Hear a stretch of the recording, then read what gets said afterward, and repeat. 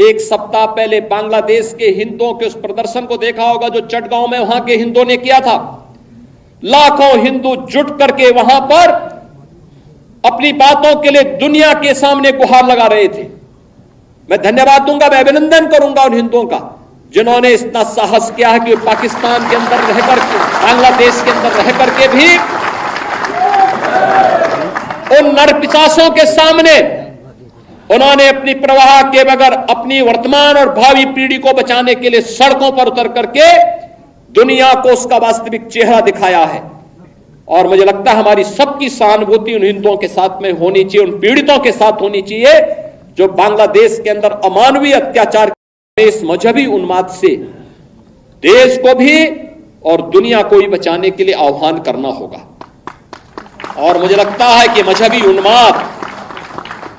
ये मजहबी उन्माद एकता के माध्यम से ही परास्त होगा। हमने कभी दुनिया को युद्ध में नहीं झोंका है। हम बुद्ध का देश है, युद्ध हमारी राह नहीं है। और इसलिए विश्व चिंतित न हो भारत के आगे बढ़ने से।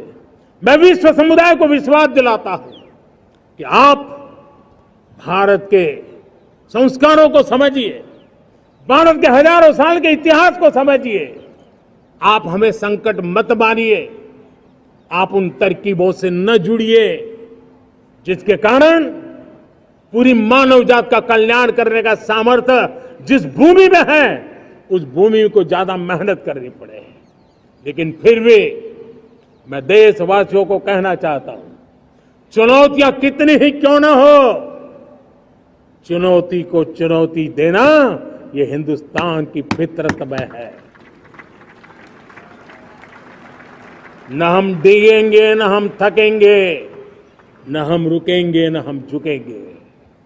हम संकल्पों की पूर्ति के लिए 140 करोड़ देशवासियों का भाग्य बदलने के लिए, भाग्य सुनिश्चित करने के लिए, राष्ट्र के सपनों को साकार करने के लिए हम कोई कोर कसर नहीं छोड़ेंगे। हर बदनीयत वालों को हम हमारी नेक नीयत से जीतेंगे, ये मैं विश्वास देता हूं। मेरे प्यारे देशवासियों, समाज की मनोरचना में भी बदलाव कभी कभी बहुत बड़ी चुनौती का कारण बन जाता है। हमारा हर देशवासी भ्रष्टाचार की दिमक से परेशान रहा है। हर स्तर के भ्रष्टाचार ने सामान्य मानवीय का व्यवस्थाओं के प्रति विश्वास तोड़ दिया है। उसको अपनी योग्यता, क्षमता का प्रति अन्याय की जो गुस्सा होता है वो राष्ट्र की प्रगति में नुकसान करता है।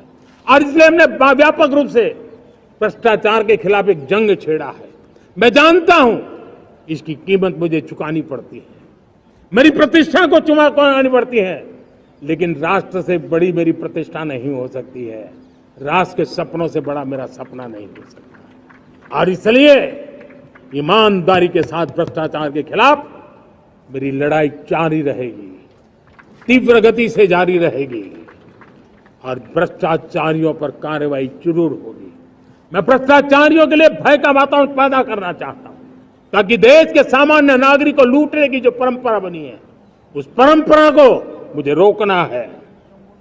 लेकिन सबसे बड़ी नई चुनौती आई है, भ्रष्टाचारियों से निपटना तो है ही, लेकिन समाज जीवन में उच्च स्तर पर एक जो परिवर्तन आया है वो सबसे बड़ी चुनौती भी है और एक समाज के लिए सबसे बड़ी चिंता भी है। क्या कोई कल्पना कर सकता है कि मेरे ही देश में इतना महान संविधान हमारे पास होने के बावजूद भी कुछ ऐसे लोग निकल रहे हैं जो भ्रष्टाचार का महिमा मंडन कर रहे हैं, खुलेआम भ्रष्टाचार का जय जयकार कर रहे हैं। समाज में इस प्रकार के बीज बोने का जो प्रयास हो रहा है, भ्रष्टाचार का जो महिमा मंडन हो रहा है, भ्रष्टाचारियों की स्वीकार्यता बढ़ाने का जो निरंतर प्रयास चल रहा है वो स्वस्थ समाज के लिए बहुत बड़ी चुनौती बन गया है, बहुत बड़ी चिंता का विषय बन गया है। भ्रष्टाचारियों के प्रति समाज में दूरी बनाए रखने से ही किसी भी भ्रष्टाचारी को उस रास्ते पर जाने से डर लगेगा। अगर उसका महिमा मंडन होगा तो जो आज भ्रष्टाचार नहीं करता है उसको भी लगता है कि ये तो समाज में प्रतिष्ठा का रंग बन जाता है, उस रास्ते में जाने में बुरा नहीं है। मेरे प्यारे देशवासियों, बांग्लादेश में जो कुछ भी हुआ है उसको लेकर पड़ोसी देश के नाते चिंता होना,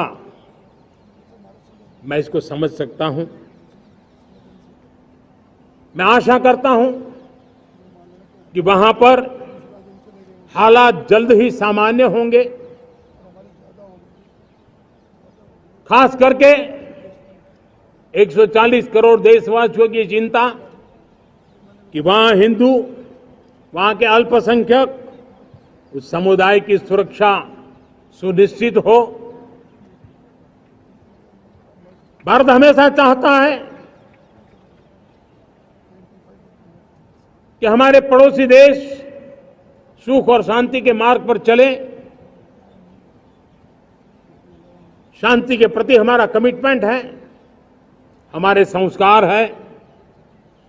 हम आने वाले दिनों में बांग्लादेश की विकास यात्रा में हमेशा हमारा शुभचिंतन ही रहेगा, क्योंकि हम मानव जाति की भलाई सोचने वाले लोग हैं।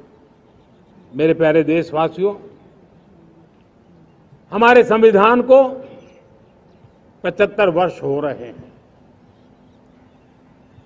भारत के संविधान के 75 वर्ष की यात्रा देश को एक बनाना, देश को श्रेष्ठ बनाने में बहुत बड़ी भूमिका रही। भारत के लोकतंत्र को मजबूती देने में हमारे देश के संविधान की बहुत बड़ी भूमिका रही। हमारे देश के दलित, पीड़ित, शोषित, वंचित को सुरक्षा देने का बहुत बड़ा काम हमारे संविधान ने किया है।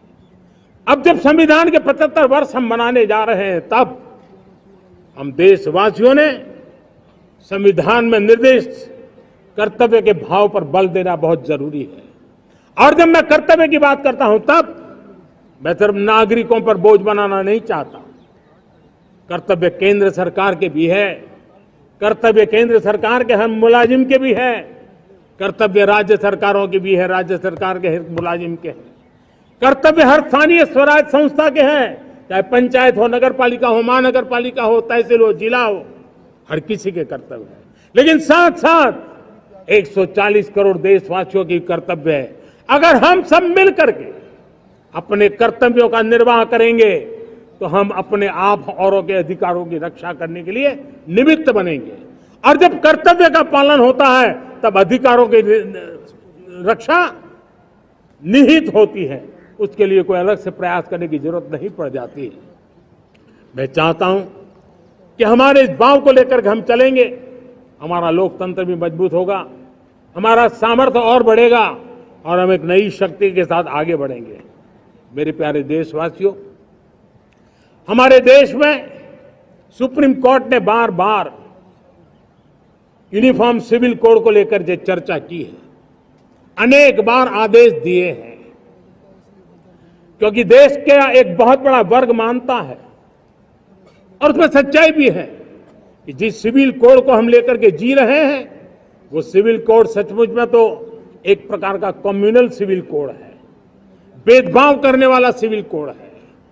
ऐसे सिविल कोड से जब संविधान के 75 वर्ष मना रहे हैं और संविधान की भावना भी जो हमें कहती है करने के लिए, देश की सुप्रीम कोर्ट भी हमें कहती है करने के लिए, और तब जो संविधान निर्माताओं का सपना था